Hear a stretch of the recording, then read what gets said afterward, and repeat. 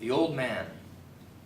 For the first 9 years of my life, I grew up in a neighborhood of Puerto Ricans, Negroes, and oddly enough, 4 or 5 Japanese families, an unheard percentage of Asian Americans in any neighborhood of the city, excepting, of course, Chinatown.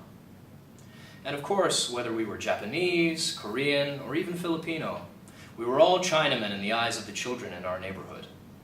Ching Chong Chinaman.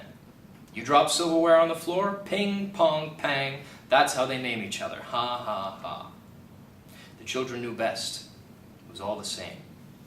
You were a spick whether you came from Puerto Rico, Cuba, Santo Domingo, or Spain. You were a nigger whether you came from Harlem, Mississippi, Jamaica, or Haiti.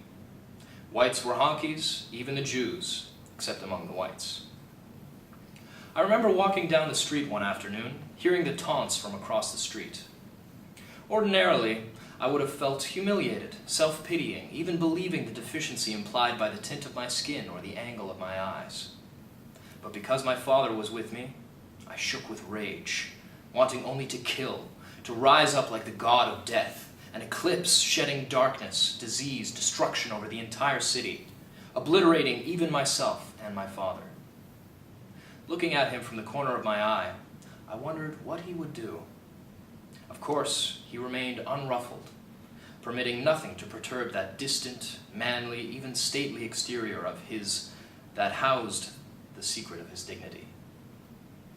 No doubt, given his years in America, expressions of ignorance, blatant or subtle, through word or gesture, were common experiences of his, where he learned to rise above the pettiness and the pain. Oblivious to commonness, he led me across the cobblestone avenue of Broadway, past Juilliard, the Union Theological Seminary, Riverside Church, across the granite promenade of Grant's Tomb, to Riverside Drive overlooking the choppy, slate-gray Hudson River rushing from the north, and the promise of the countryside.